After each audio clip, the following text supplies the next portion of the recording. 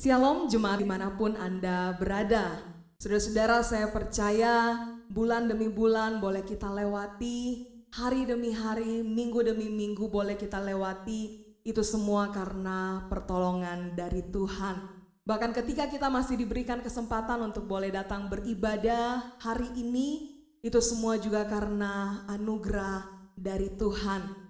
Bahkan saudara-saudara, mungkin saudara melihat dengan settingan yang berbeda seperti minggu-minggu yang sebelumnya. Tapi saudara-saudara, biarlah perubahan-perubahan yang ada tidak merubah motivasi kita, sikap hati kita di dalam kita datang memuji dan menyembah Tuhan. Mari sama-sama saudaraku, kita siapkan hati kita. Kita mau datang masuk di dalam ibadah kita pada hari ini. Tenangkan hatimu di hadapan Tuhan. Berdoalah secara pribadi. Memohon Dia Tuhan yang sudah mengundang kita datang untuk beribadah kepadanya, untuk boleh menuntun dan menyertai setiap kita.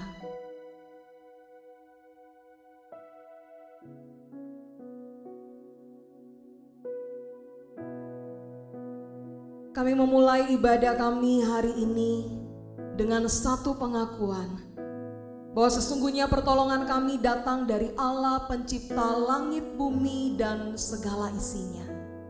Turunlah kiranya atas setiap kami kasih karunia dan damai sejahtera dari Allah Bapa, Anak, dan Roh Kudus. Amin. Sudah, mari dengan penuh sukacita, dengan penuh rasa syukur kita mau sama-sama bersorak bagi Tuhan. Kita mau sama-sama memuji dan meninggikan Dia Tuhan. Dialah Tuhan yang hidup, Dialah Tuhan yang berkuasa. Amin.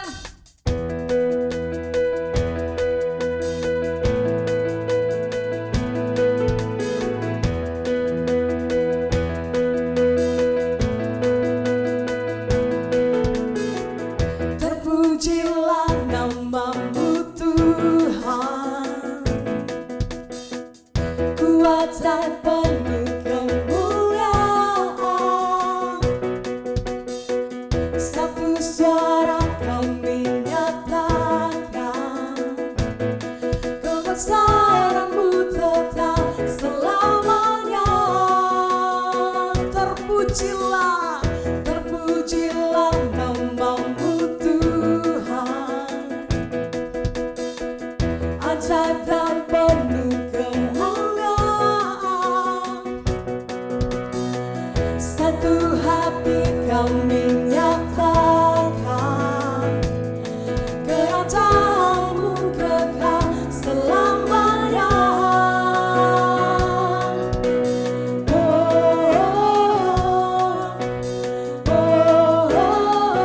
Engkaulah Raja atas dunia, yang menghancurkan kutu dan membebaskan jiwa. Kami bersorak, bertepuk tangan. Engkau Tuhan berjaya dan memerintah untuk selamanya. Mari semuanya bertepuk tangan, memuji akan kebesaran Dia, Tuhan yang ajaib, penuh keagungan. Terpujilah nama-Mu Tuhan, katakan Kau ajaib, ajaib dan penuh keagungan. Satu hati kami nyatakan, kerajaan-Mu kekal selamanya.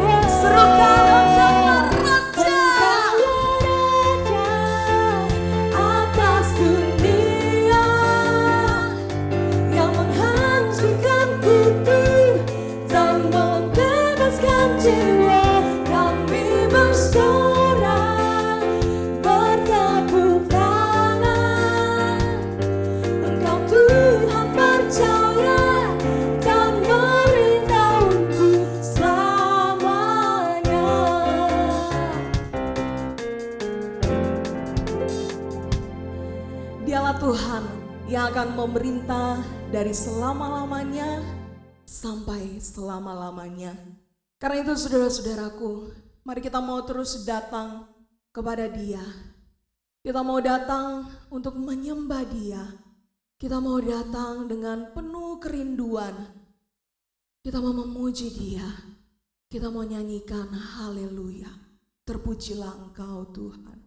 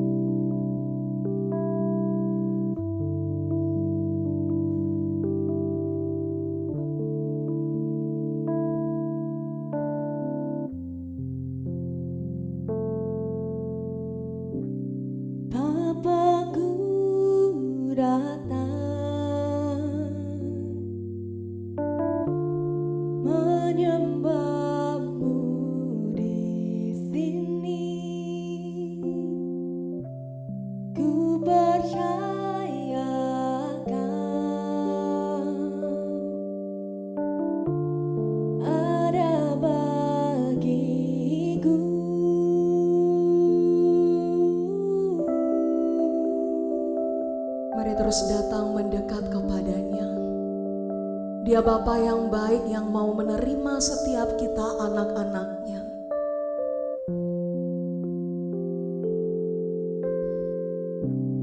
Bapakku datang menyembahmu di sini. Ku percaya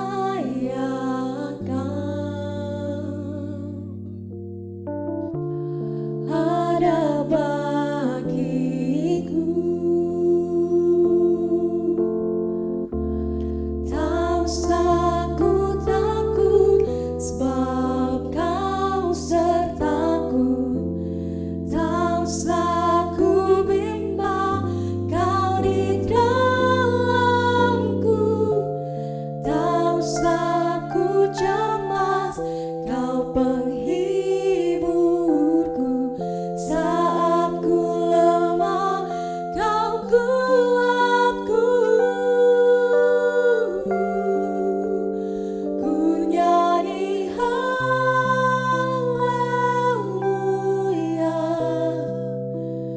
Ku nyanyi haleluya.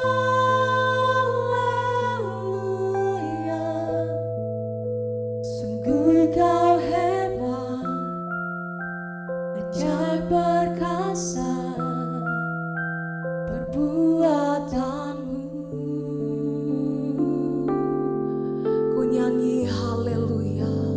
Ku nyanyi haleluya.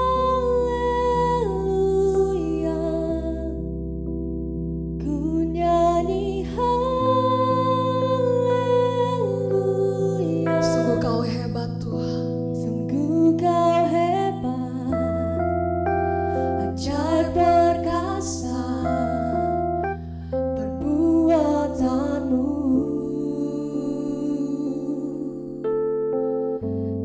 Di hidupku. Mari terus datang menyembah Dia. Datanglah dengan segala keberadaan kita. Dan Dia Bapa yang akan menyambut setiap kita. Bapakku datang menyembahmu, menyembahmu di sini. Ku percaya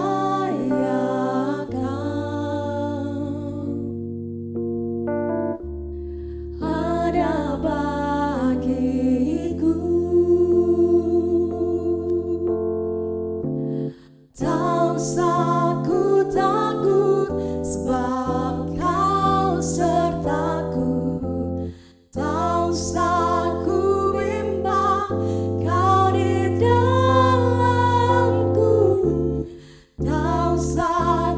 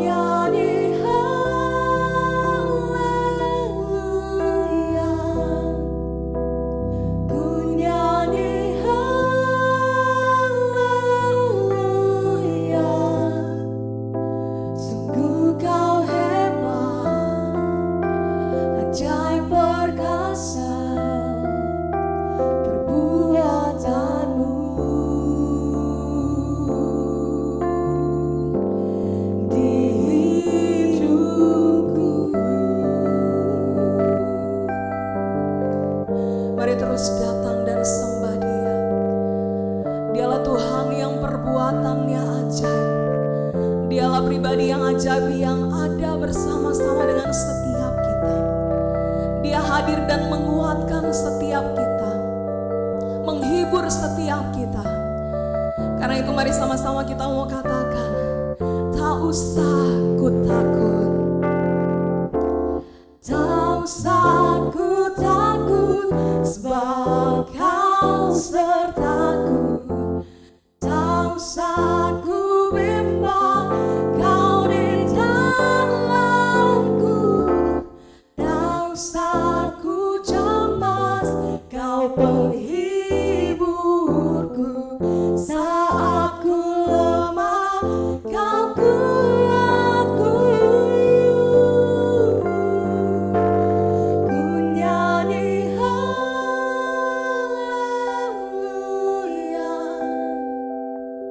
ku nyanyi haleluya. Sungguh Kau hebat, ajaib perkasa perbuatanmu. Nyanyikan haleluya, ku nyanyi haleluya,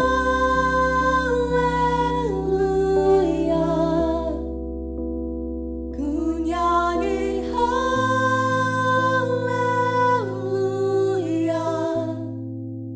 Sungguh Kau hebat, ajaib perkasa perbuatanmu.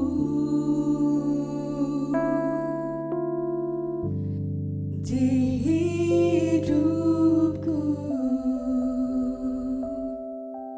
mari datang dan bersyukur untuk setiap karya Tuhan dalam hidup setiap kita. Mari datang dan naikkan pujianmu kepada Dia, Tuhan yang hidup. Karena Dialah Tuhan, Dialah Raja yang berdaulat atas setiap kita, umat ciptaan yang milik kepunyaannya. Mari sembah Dia. Engkaulah Tuhan, Engkaulah Raja, berdaulat atas hidupku. Ku berserah penuh. Engkaulah Tuhan, Engkaulah Raja, berdaulat atas hidupku. Ku berserah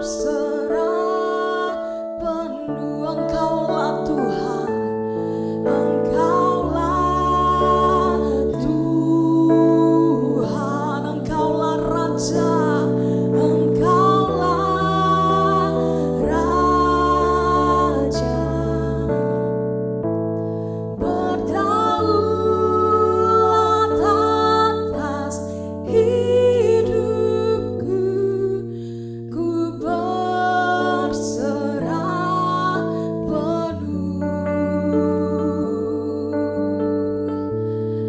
Dialah Tuhan dan Raja atas hidup setiap kita. Mari sama-sama dengan penuh keyakinan kita mau katakan, Kaulah Tuhan, Kaulah Tuhan, Engkaulah Raja. Katakan, Kaulah Tuhan, Kaulah Raja, Kaulah Tuhan, Engkaulah Raja. Kaulah Tuhan, Kaulah Tuhan, Engkaulah Raja.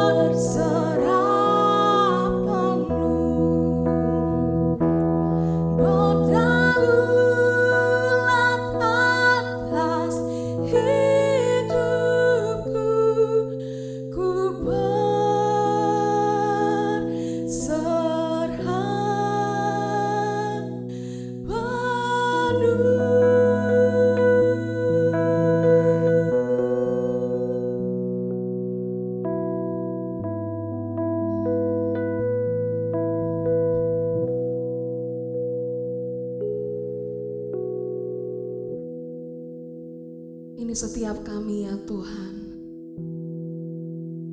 Kami adalah ciptaan-Mu dan Engkau adalah pencipta kami. Kami adalah umat milik kepunyaan-Mu ya Tuhan. Kami anak-anak-Mu dan Engkau adalah Bapa kami. Dan Engkaulah satu-satunya pribadi yang berdaulat atas hidup setiap kami.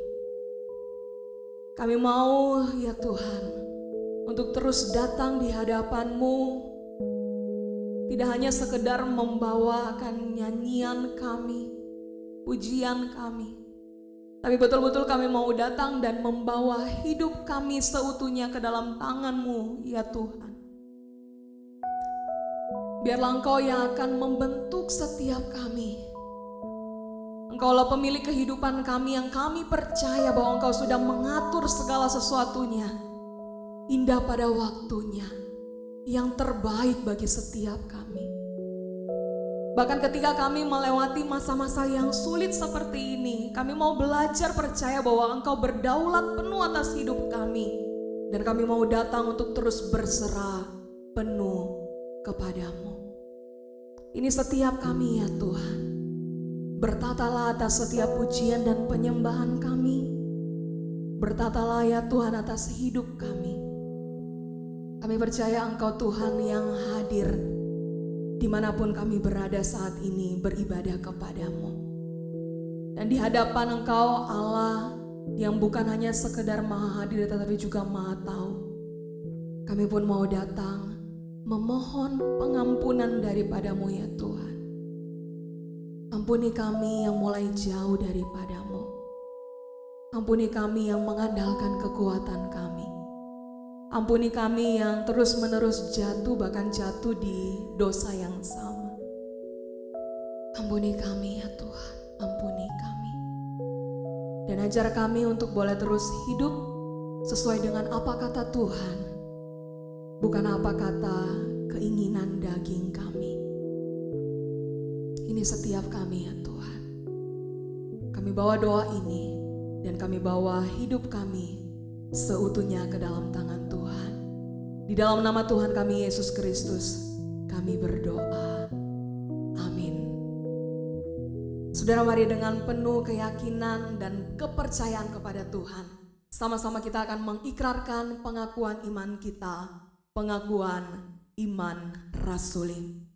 Aku percaya kepada Allah, Bapa yang Maha Kuasa, Halik langit dan bumi, dan kepada Yesus Kristus anaknya yang tunggal Tuhan kita, yang dikandung dari Roh Kudus, lahir dari anak darah Maria, yang menderita sengsara di bawah pemerintahan Pontius Pilatus, disalibkan, mati dan dikuburkan, turun ke dalam kerajaan maut. Pada hari yang ketiga, bangkit pula dari antara orang mati, naik ke surga, duduk di sebelah kanan Allah, Bapa yang Maha Kuasa. Dan dari sana Ia akan datang untuk menghakimi orang yang hidup dan yang mati. Aku percaya kepada Roh Kudus, gereja yang kudus dan persekutuan orang kudus, pengampunan dosa, kebangkitan tubuh, dan hidup yang kekal. Amin. Sudah, biarlah ini tidak hanya keluar dari mulut kita sebagai satu kata-kata pengakuan yang berlalu begitu saja, tetapi kita mau betul-betul mengakui dan menghidupi dalam kehidupan kita hari lepas hari, bahwa kita mau betul-betul percaya kepada Tuhan. Karena tahukah engkau saudara-saudaraku, sebagai umat Tuhan milik kepunyaan Tuhan, tidak pernah sedetik pun kita ditinggalkan oleh Tuhan. Dia Tuhan yang hadir menyertai kita. Kita ada di tangan kuat Tuhan yang penuh kasih dan kuasa itu. Kita ada di hatinya Tuhan. Kita ada di pikirannya Tuhan, di rencana Tuhan. Tak pernah Dia meninggalkan kita sendiri. Dia selalu ada menyertai kita. Sekali lagi saudara-saudara, saya ingin katakan kepada setiap kita bahwa sesungguhnya di pikiranmu, di rencanamu, tak pernah ku sendiri.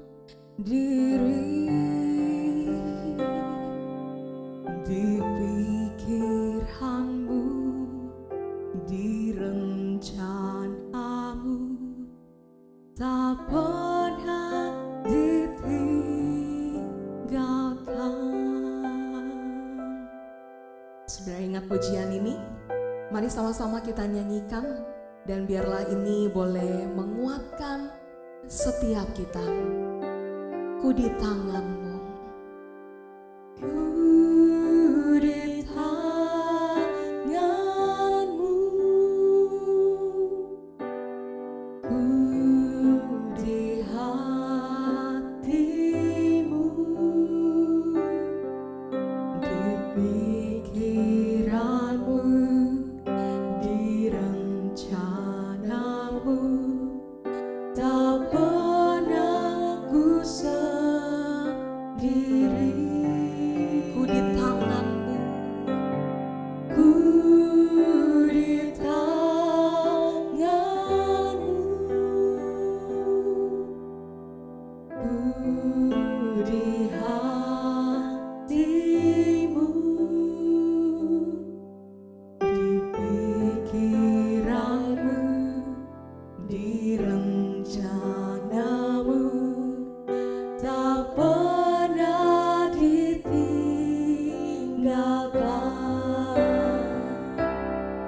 Sekali lagi katakan, ku di tanganmu, ku di hatimu. Ku di tanganmu. Ku di hatimu. Di pikiranmu. Di rencanamu. Tak pernah ku sendiri.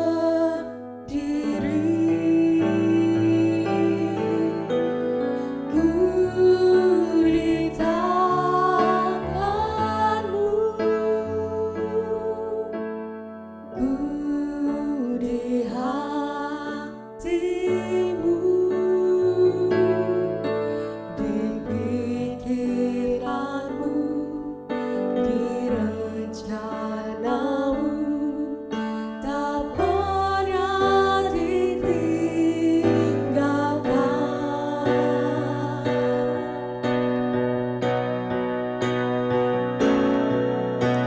Ku di tanganmu. Ku di hatimu. Di pikiranmu. Di rencanamu. Tak pernah ku sendiri. Ku di tanganmu. Ku di tanganmu. Ku di hatimu. Di pikiranmu. Di rencanamu. Tak pernah ditinggalkan. Di pikiranmu. Di rencanamu.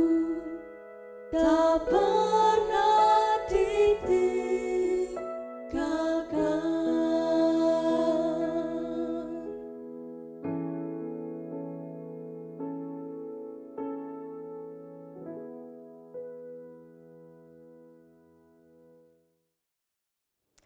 Jemaat yang dikasihi oleh Tuhan, selamat beribadah kepada Tuhan. Bersyukur bahwa di tengah situasi dan kondisi yang seperti ini, kita tetap boleh datang kepada Tuhan. Kepada siapa lagi sebagai anak-anak Tuhan kalau kita tidak datang kepada Tuhan. Dan bersyukur kita masih tetap bisa menyembah Dia. Dan tentu kerinduan kita pada saat ini adalah ibadah kita, penyembahan kita ini boleh berkenan kepada Tuhan, boleh diterima oleh Tuhan. Saudara, pada hari ini kita akan bersama-sama merenungkan satu tema tentang hidup beriman. Di tengah realita kehidupan yang kita hadapi pada saat ini, kita berhadapan dengan penyakit, kita berhadapan dengan kematian, kita berhadapan dengan satu kesulitan yang lain. Kita menghadapi ketidaknyamanan. Di tengah situasi dan kondisi seperti ini, lalu mulai orang bertanya, apa sih yang dimaksudkan tentang hidup beriman itu? Di saat saya harus menghadapi semuanya ini. Nah, saudara, itu yang akan kita renungkan bersama di hari ini berdasarkan kebenaran firman Tuhan yang diambil dari Ibrani pasal 11 ayat yang pertama dan ketiga. Lalu kita akan bersama-sama juga melihat di bagian yang lain dari Ibrani ini. Sebelum kita bersama-sama membaca firman Tuhan dan merenungkannya, mari saudara kita masuk dalam doa terlebih dahulu. Ya Bapa, inilah kami anak-anak-Mu yang pada saat ini datang kepadamu. Di tengah situasi dan kondisi yang tidak ideal, kami sungguh mengharapkan Tuhan berbicara kepada kami. Sebenarnya Tuhan, di tengah dunia yang telah jatuh ke dalam dosa ini, sebenarnya kami selalu hidup di tengah dunia yang tidak ideal. Dan kami sungguh terus membutuhkan tuntunan dari Tuhan. Berdasarkan firman Tuhan, bagaimana kami harus menjalani hidup di tengah dunia ini. Ya Bapa, berbicaralah kepada kami, termasuk hamba-Mu ini yang hanya akan dipakai sebagai alat-Mu. Karena kami sama-sama perlu diingatkan, kami sama-sama perlu dikoreksi, diterangi oleh kebenaran firman Tuhan. Karena kami rindu sebagai anak-anak Tuhan, kami terus boleh menjadi pelaku firman, kami boleh terus hidup dan bertumbuh dalam segala hal ke arah Kristus. Tolonglah kami sekalian ya Bapa. Di dalam nama Tuhan Yesus Kristus, Juru Selamat kami yang hidup, kami berdoa. Amin. Mari saudara, bagian yang pertama akan saya bacakan dari Ibrani pasal yang ke-11, ayat yang pertama sampai ayat yang ketiga. Ya, Ibrani pasal 11 ayat yang pertama sampai ayat yang ketiga. Demikian bunyinya. Iman adalah dasar dari segala sesuatu yang kita harapkan dan bukti dari segala sesuatu yang tidak kita lihat. Sebab oleh imanlah telah diberikan kesaksian kepada nenek moyang kita.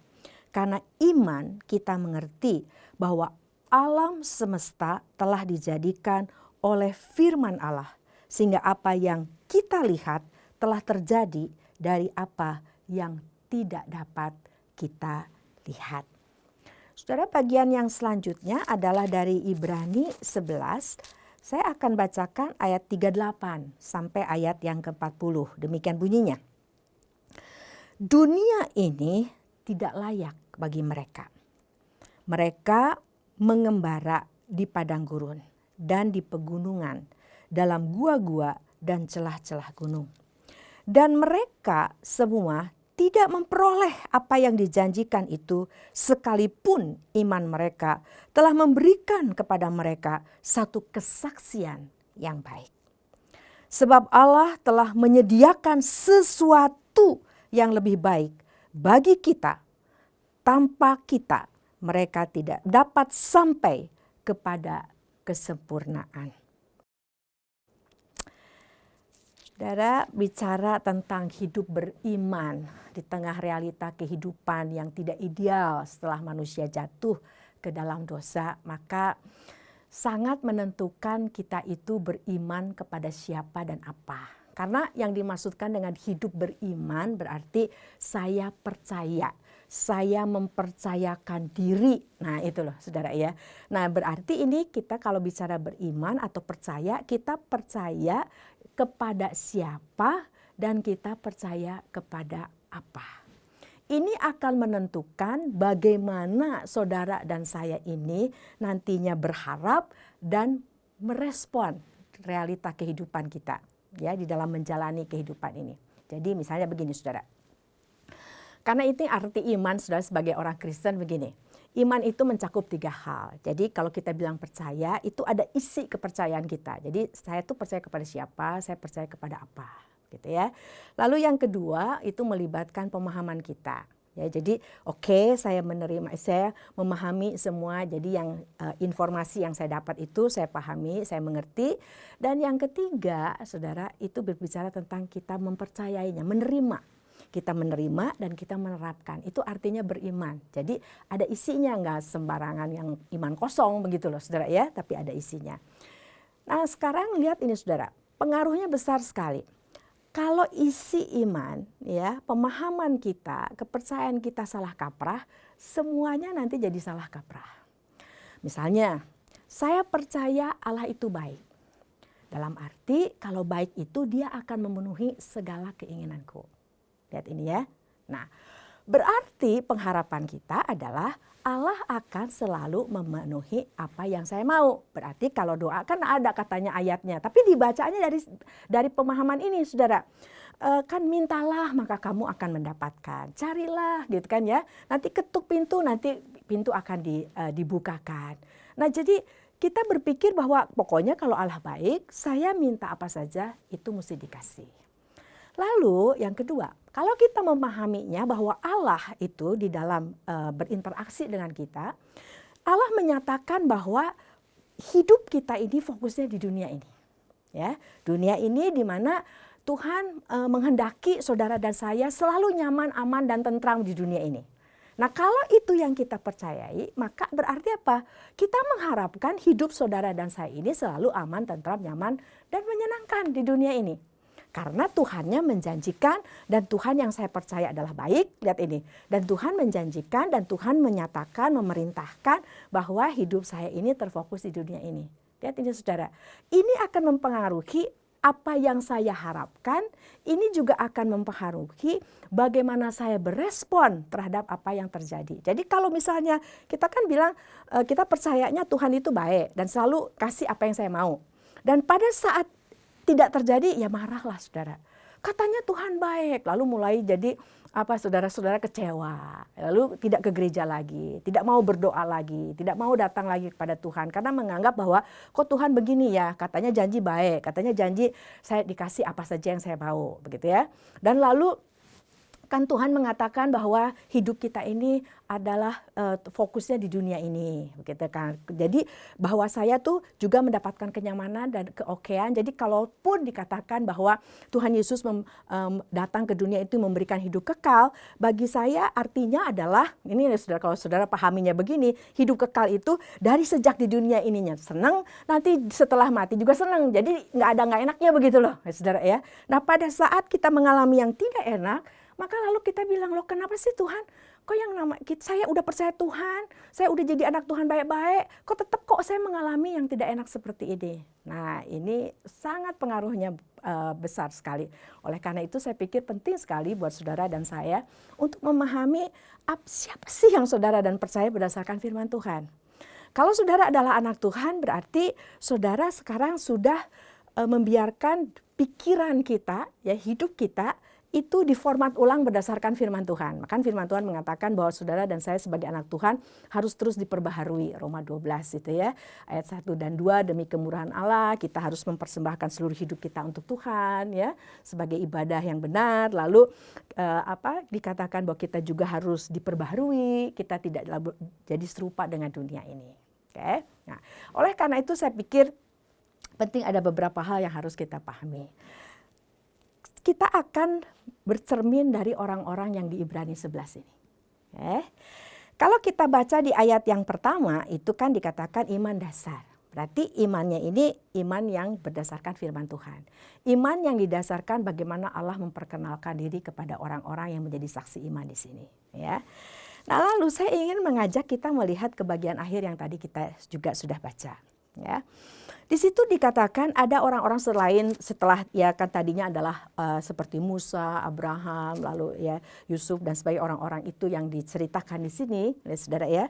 Lalu sampai akhirnya setelah mereka semua, begitu ya. Jadi orang-orang percaya setelah zaman semuanya itu, lalu dikatakan ini adalah orang-orang yang menghadapi realita kehidupan. Di sini dikatakan ayat yang saya baca dari ayat 36, ya. Di ayat yang ke-36 dikatakan begini, ada pula yang diejek dan didera. Bahkan yang dibelenggu dan dipenjarakan. Mereka dilempari, digergaji, dibunuh dengan pedang. Mereka mengembara dengan berpakaian kulit domba dan kulit kambing, sambil menderita kekurangan, kesesakan, dan siksaan.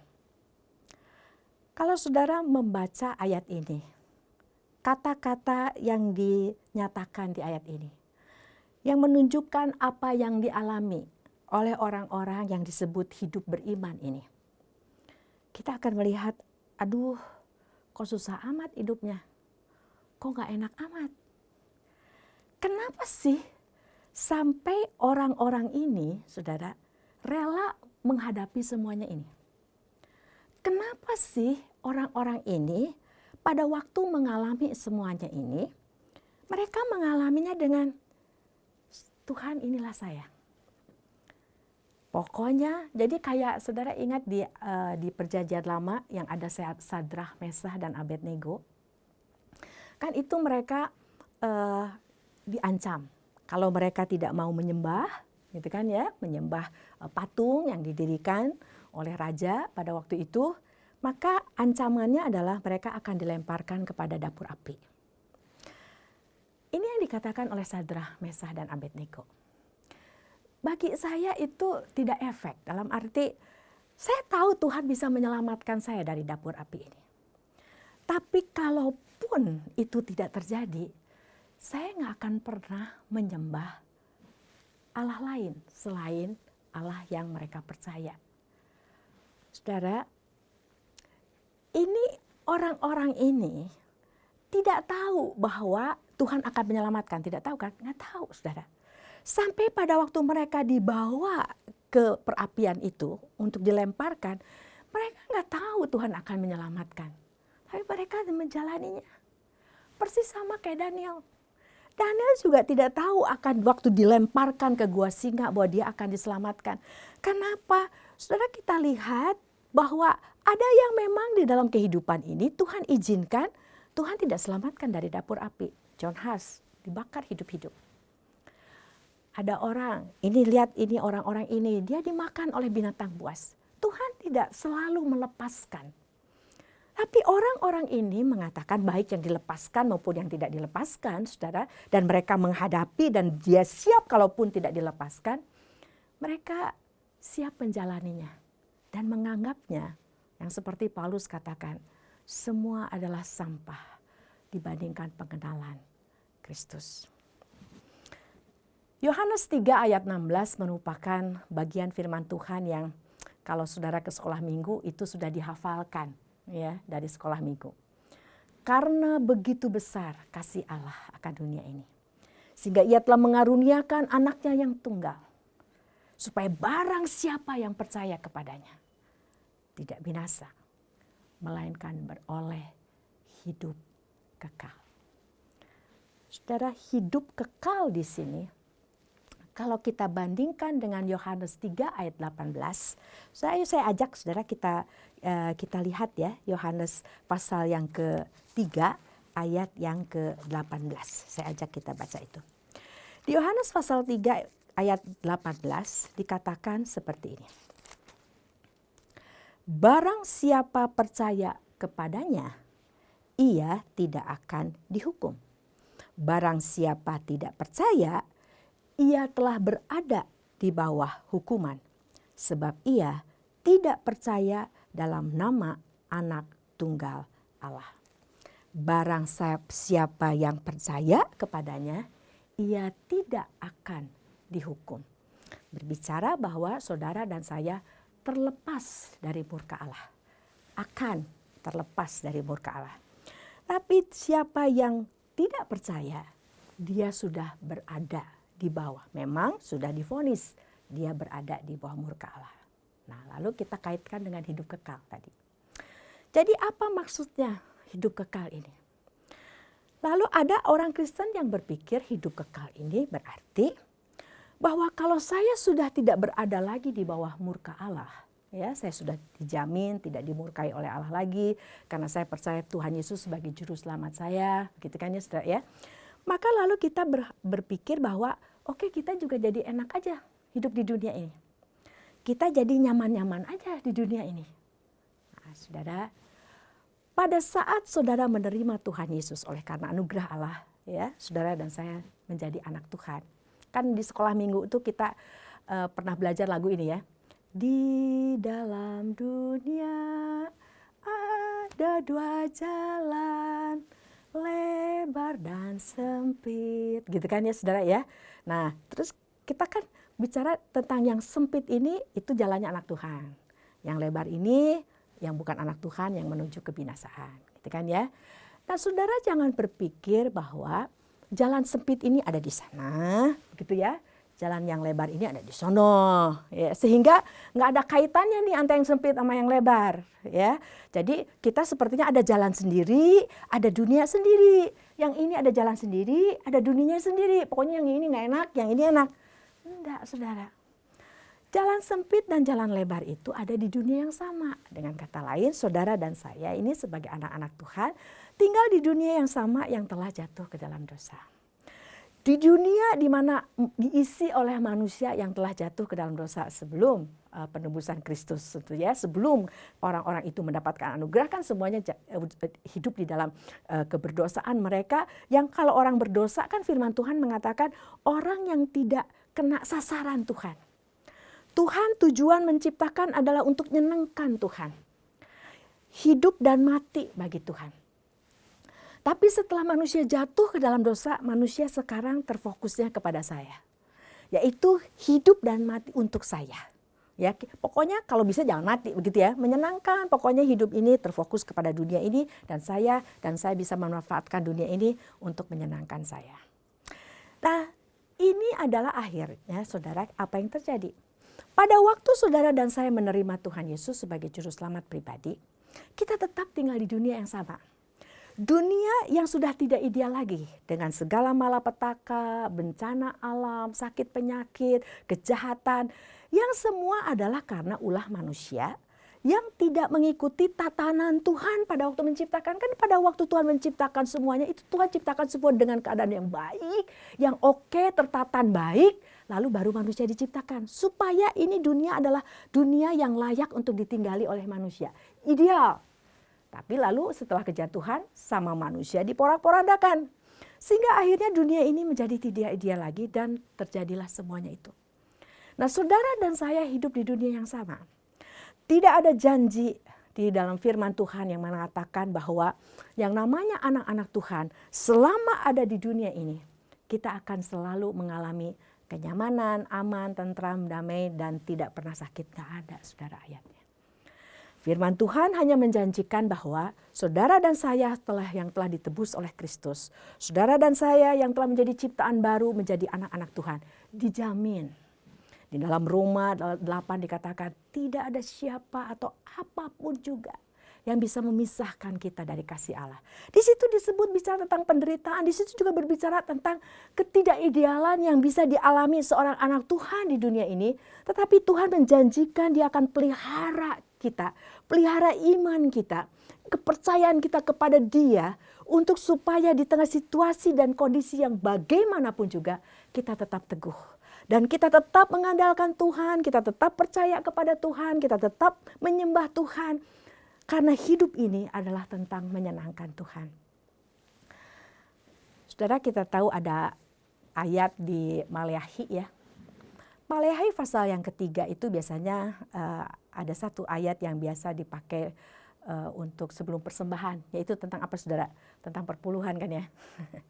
Di situ dikatakan kalau kita mempersembahkan perpuluhan maka itu tingkap-tingkap di langit akan dibukakan. Gitu kan ya.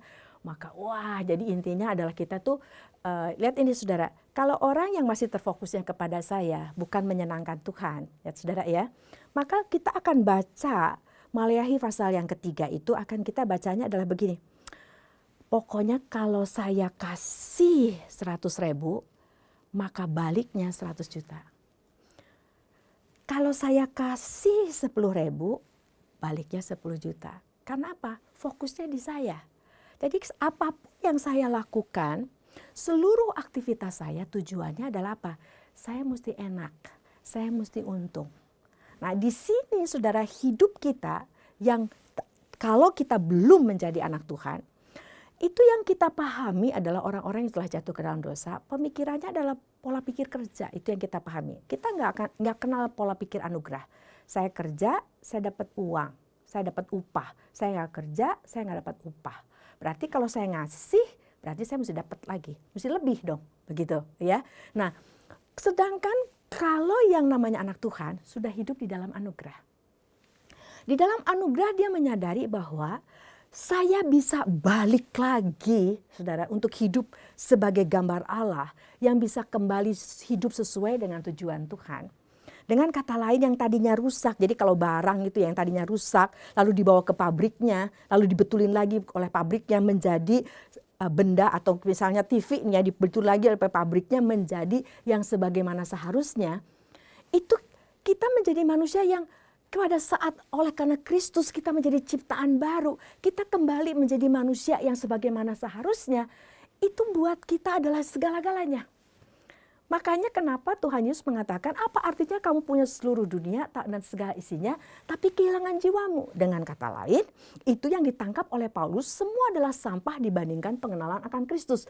Dengan kata lain, yang namanya anak Tuhan melihat bahwa kebersamaan dengan Tuhan, saya bisa lagi hidup sebagai manusia sesuai dengan tujuan Tuhan menciptakan saya.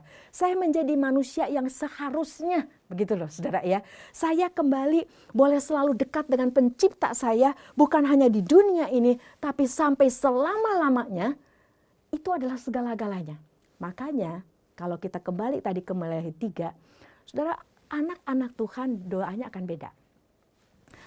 Kalau yang di sini, Tuhan pokoknya saya minta tolong pokoknya keluarga saya, Tuhan selamatkan keluarga saya, Tuhan sembuhkan, lakukan dari malapetaka. Pokoknya kami harus selalu untung, kami harus selalu punya segala sesuatu yang kami butuhkan, yang kami inginkan. Ini di sini, ya. Tapi kalau di sini, saudara, dia akan datang kepada Tuhan. Tuhan, saya tahu betul. Ini iman nih, isi imannya nih, ya sesuai dengan firman Tuhan. Saya tahu betul. Tuhan yang menciptakan seluruh alam semesta dengan segala isinya. Buat Tuhan adalah hal yang sepele. Untuk membuat air menjadi anggur, aduh gak ada apa-apanya buat Tuhan. Tuhan yang menciptakan seluruh alam semesta dengan segala isinya. Apa artinya merubah air menjadi anggur? Apa artinya buat Tuhan untuk menyembuhkan yang sakit menjadi pulih kembali? Gak ada artinya. Tuhan bisa buka tingkap seluruh tingkap itu buat saya dan keluarga saya. Tapi Tuhan, lihat ini, sebagai anak Tuhan ya, dengan iman yang benar kepada Tuhan. Sesuai dengan Tuhan bagaimana memperkenalkan dirinya kepada kita. Sesuai dengan apa yang Tuhan nyatakan kepada kita melalui kebenaran firman Tuhan. Dia bilang, Tuhan kalau tidak ada satu tingkap pun Tuhan bukakan buat saya di dunia ini. Asal saya dan keluarga saya tetap dekat dengan Tuhan. Saya oke. Semua adalah sampah dibandingkan pengenalan kepada Tuhan. Itu adalah sikap seorang anak Tuhan. Kenapa? Saya bacakan dari Kolose, saudara. Saya bacakan Kolose pasal yang ketiga, saudara ya. Kolose pasal yang ketiga, saya bacakan dari ayat yang ke-1 sampai ayat yang ke-4. Kolose pasal yang ketiga ayat 1 sampai 4 demikian bunyinya. Karena itu, kalau kamu dibangkitkan bersama dengan Kristus, carilah perkara yang di atas, di mana Kristus ada. Duduk di sebelah kanan Allah.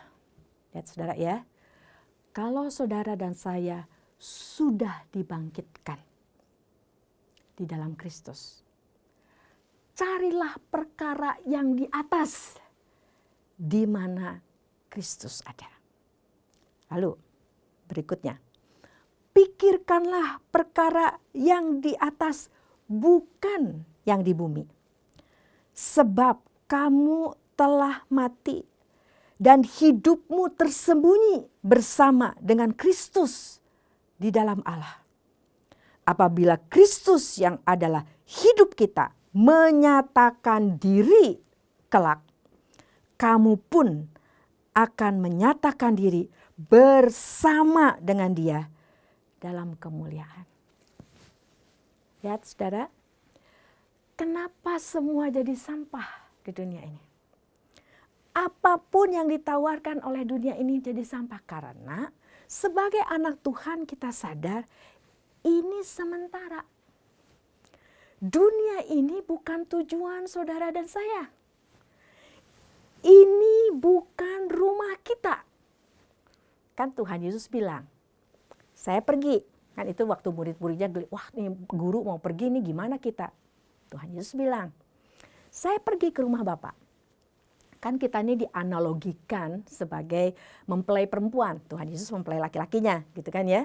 Dan Tuhan mengatakan, saya pergi ke rumah Bapa. Saya sediakan tempat bagi kamu. Nanti saya balik untuk jemput kamu. Lihat ini sudah tempat rumah. Ini budaya orang Yahudi mirip dengan budaya orang Tionghoa. Pada waktu saya mengunjungi pergi ke satu tempat di RRC, lalu saya melihat ada satu kompleks ya, rumah besar, lalu di pinggirnya dikelilingi sama rumah-rumah kecil gitu ya, kayak apartemen-apartemen kecil gitu saudara ya. Terus saya bilang, wah ini kenapa begini? Terus diterangkan sama orangnya. Iya tadinya hanya ada rumah besar ini saja. Tapi pada waktu anak laki-lakinya menikah, lalu dibuatkan oleh ayahnya rumah-rumah kecil. Di mana lalu dia bawa istrinya masuk ke rumah bapaknya, lalu tinggal di sana. Lalu itu yang Tuhan Yesus bilang. Saya pergi ke rumah Bapa. Saya sediakan tempat. Ini saudara pengantin laki-laki yang bukan gombal nih yang ngomong nih saudara ya. Ini Tuhan Yesus yang pernyataannya adalah ya dan amin. Yang tidak akan mengingkari janjinya, dia yang adalah Allah yang setia. Dan dia bilang saya sediain tempat buat kamu. Nanti saya balik. Saya bawa kamu ke situ. Itu ngomong apa saudara Tuhan? Ini bukan rumah kita. Ini sementara.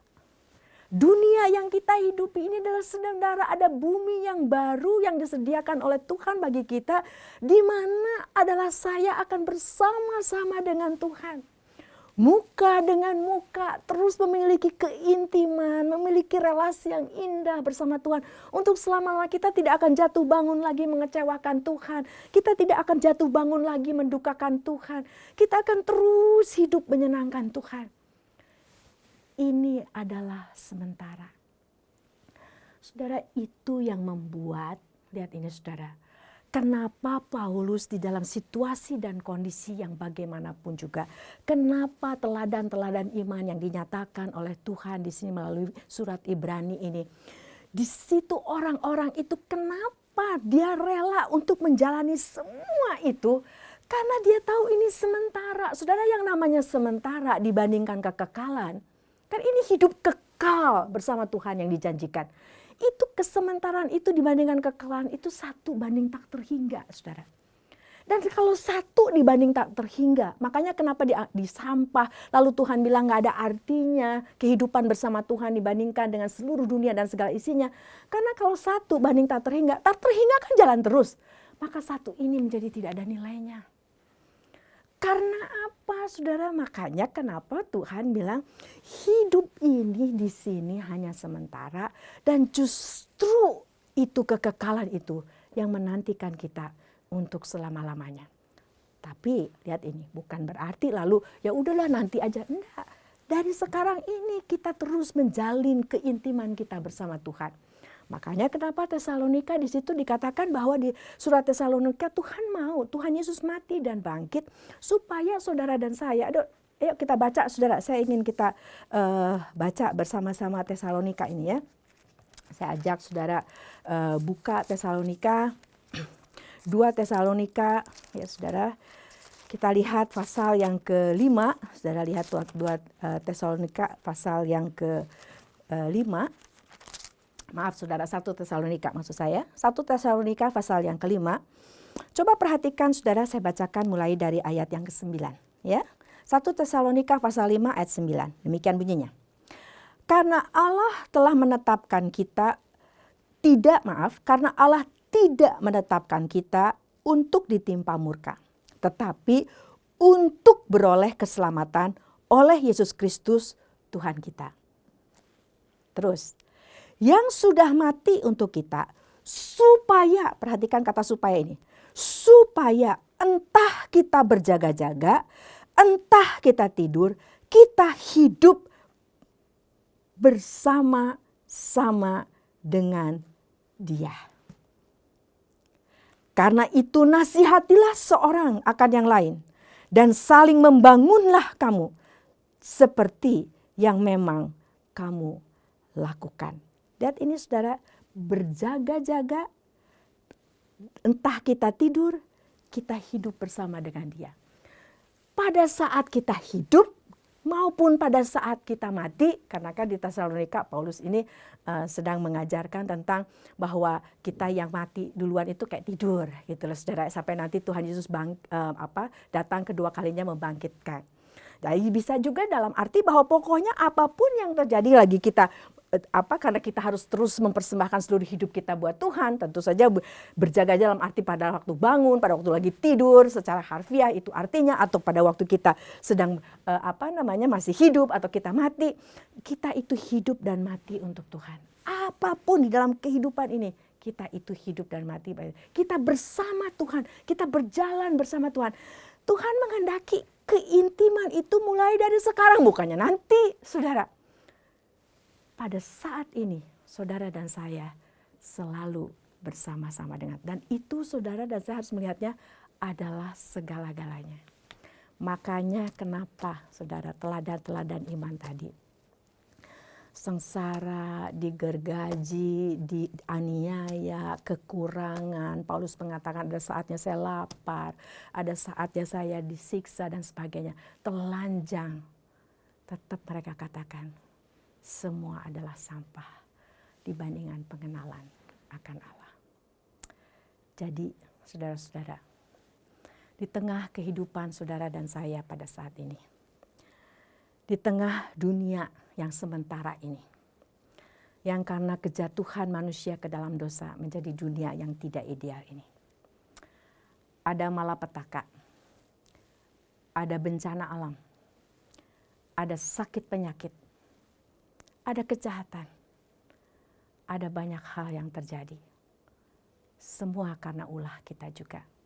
Manusia yang telah jatuh ke dalam dosa yang mengeksploitasi kita, yang tidak bertanggung jawab sesuai dengan apa maunya Tuhan, yang akhirnya memporak-porandakan situasi dan kondisi di dunia ini. Tapi biarlah saudara dan saya sebagai anak Tuhan menyadari ini bukan tujuan kita. Ini bukan rumah kita. Kita sedang menunggu di mana Tuhan Yesus yang telah menyediakan tempat bagi kita. Dan kita akan ke sana. Dan saudara dan saya juga harus memiliki sehati sepikir. Kata Tuhan Yesus bilang, kamu harus sehati sepikir dengan Tuhan. Pada saat kita tidak sehati sepikir, bahkan Petrus pun sama Tuhan ditegur dengan keras. Nyala iblis, engkau hanya memikirkan apa yang dipikirkan manusia, bukan dipikirkan oleh Tuhan. Yaitu apa yang Tuhan ingin kita pikirkan? Bahwa kehidupan bersama dengan Tuhan, kehidupan kembali menjadi gambar Allah yang mempermuliakan Tuhan adalah segala-galanya. Yang Tuhan Yesus ungkapkan, apa artinya kamu peroleh seluruh dunia dengan segala isinya, tapi kehilangan jiwamu. Saudara, kalau kita beriman dengan iman yang ini, maka kehidupan kita di tengah dunia ini dengan situasi kondisi yang bagaimanapun, menyenangkan atau tidak menyenangkan, saudara dan saya tetap akan fokusnya adalah ke atas. Bukan bumi ini, bukan saya. Fokusnya adalah kepada Kristus. Kita terus beriman kepada Tuhan. Dan kita tetap menjalani, kita tetap berjerih lelah di sini, berjuang habis-habisan untuk nyenengin Tuhan. Tetap saudara, itu memang adalah kita didesain untuk itu, menjadi ciptaan baru. Artinya kita tetap habis-habisan untuk Tuhan. Makanya kita tetap berjerih lelah, tapi bukan berjerih lelah tanpa Tuhan. Saya bacakan terakhir dari 1 Korintus 15 ayat 58. Kiranya kita di dalam menjalani kehidupan pada saat ini, apapun yang saudara dan saya sedang alami pada saat ini, ingatlah akan firman Tuhan ini. 1 Korintus pasal yang ke-15 ayat 58 akan saya bacakan bagi saudara. Karena itu, saudara-saudaraku yang kekasih, Berdirilah teguh, jangan goyah. Dan siap sedialah dan giatlah selalu dalam pekerjaan Tuhan. Sebab kamu tahu bahwa dalam persekutuan dengan Tuhan, jerih payahmu tidak sia-sia. Berdiri teguh, jangan goyah, giat selalu. Tidak asal giat, tidak asal tidak goyah, tidak asal berdiri teguh. Semua itu kita jalani dalam persekutuan dengan Tuhan. Dan pada saat itu terjadi, kapanpun Tuhan bilang berhenti hidup dalam kesementaraan ini. Dengan antusias, ini memang bukan rumah saya. Ini memang bukan tujuan akhir saya. Tuhan, ini saya. Saya siap pulang. Di sini saya jalani bersama Tuhan. Dan saya pada saat Tuhan panggil saya pulang, saya terus akan jalani bersama dengan Tuhan. Amin. Mari kita berdoa. Ya Tuhan,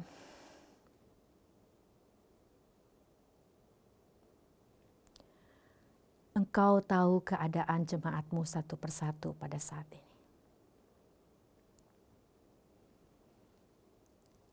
Ada yang oke-oke saja. Bisa jadi ada yang sangat oke. Tapi ada yang tidak oke. Ada yang dalam situasi dan kondisi yang dirasakan sangat tidak oke. Ada yang kehilangan. Ada yang mendapatkan. Ya Tuhan, tolonglah kami sebagai anak-anak Tuhan. Di tengah situasi dan kondisi yang Tuhan izinkan terjadi ini. Yang harus kami lewati. Tolong kami untuk terus terfokus kepada Kristus. Bukan bumi ini. Bukan diri kami. Bukan kesementaraan ini. Tapi biarlah hidup kekal itu terus kami jalani mulai saat ini dan sampai selama-lamanya. Hidup kekal bersama Tuhan. Hidup kekal di mana kami boleh nyatakan kepada dunia Tuhan adalah segala-galanya.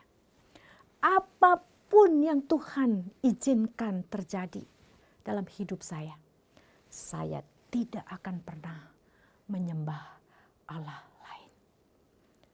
Ya Tuhan, teguhkanlah jemaat-Mu. Kuatkanlah, jangan biarkan goyah. Dan biarlah kami tetap berjerih lelah dalam persekutuan dengan Tuhan. Karena kami tahu semuanya tidak sia-sia. Dalam nama Tuhan Yesus Kristus, Juru Selamat kami yang hidup, kami serahkan hidup kami kepadamu. Amin. Saudara, di akhir ibadah ini, mari kita mau terus meyakini dan terus percaya bahwa kita punya Tuhan yang hebat, Tuhan yang kuat, Tuhan yang ajaib, Tuhan yang akan terus menyertai kita. Kita terbatas, kita tidak tahu apa yang akan terjadi hari esok. Tapi kita sama-sama tahu ada satu pribadi yang menguasai akan hari esok dan sampai pada kesudahannya. Dialah Yesus Kristus Tuhan. Karena itu saudara-saudara, mari sama-sama kita naikkan pujian ini. Ku tak tahu hari esokku, tapi aku mau terus hidup hanya bagi Tuhan.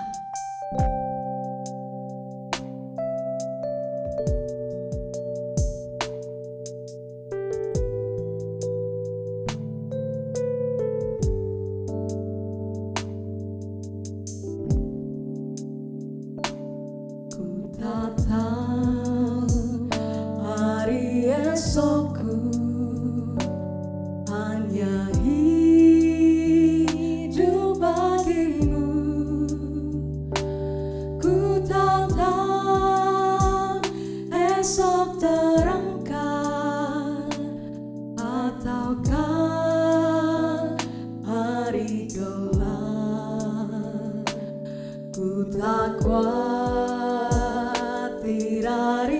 esok, karena ku tahu janjinya. Kini ku berserah penuh, karena Dia Maha tahu. Banyak hal yang akan terjadi dalam hidupku ini. Ku tahu siapa yang berkuasa mengatur semuanya.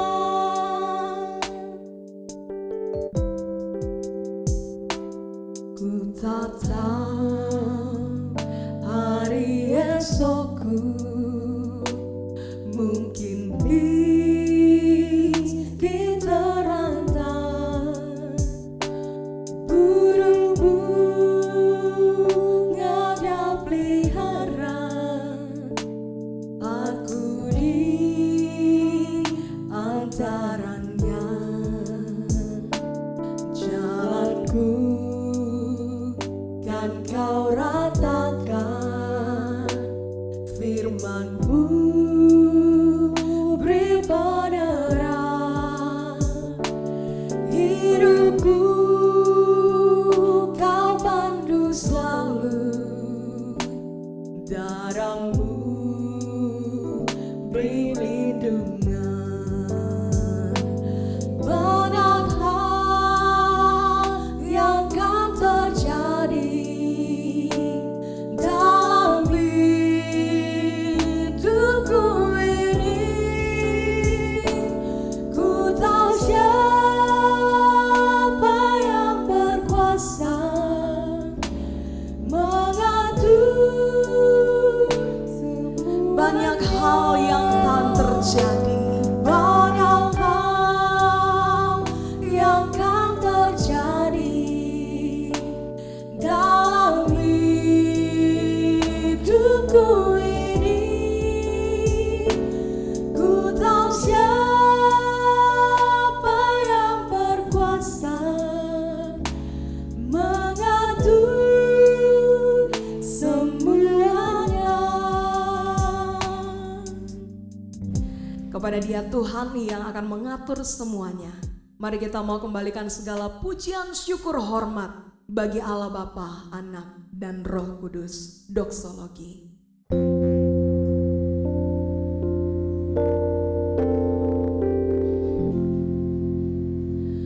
Puji Allah Bapa Putra,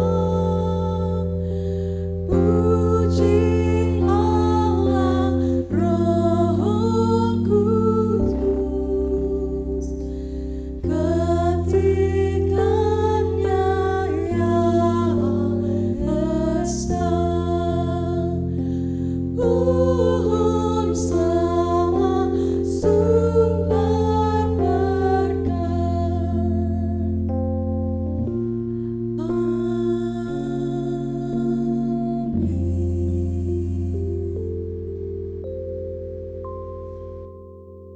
Saudara yang kukasihi, mari bersama berdiri memohon anugerah Tuhan, dan biarlah kasih karunia dan damai sejahteranya yang akan melimpah dalam kehidupan kita.